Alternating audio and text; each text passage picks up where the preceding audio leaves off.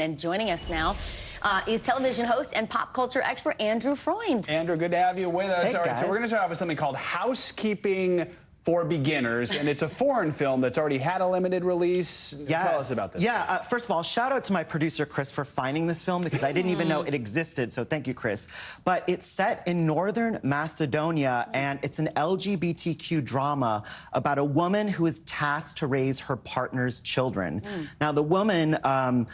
her girlfriend is dying, so she's like, I need you to raise my kids. And her partner really isn't, you know, one for raising children. So really, it's a story about families come in all shapes and sizes. It's a story about love.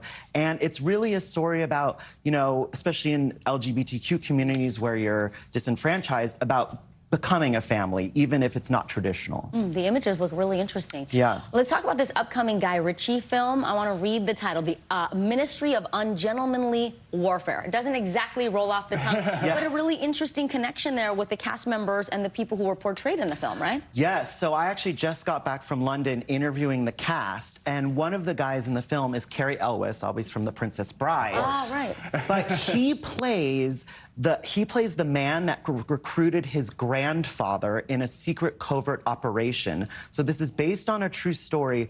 That Winston Churchill hired a band of people to go and defeat the Nazis because the U-boats were shooting down supplies to Great Britain. So it really follows Henry Cavill and his band of covert operations. I love this film so much. Yeah, I loved it. Defeat the Nazis, Guy Ritchie, Cary Elwes. Guy Ritchie, he isn't sleeping these days because he's got so much content out there right now. All right, let's go from a real war to a film based on a fictional one, Civil War, and I've been hearing a lot of buzz about this. Yes, we spoke about this yesterday. Civil War, you know, is based on what if a real civil war came here in present day?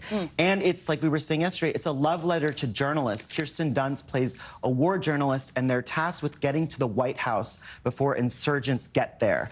So I will say that the film is very loud. So just make sure when you go there, it's gonna be loud. But I recommend, if you can, seeing it in IMAX. Very provocative, very compelling. I really, really loved it. Okay, and Kirsten Dunst is great. There's a new biopic, too, about one of our founding fathers, keeping it on an American theme here.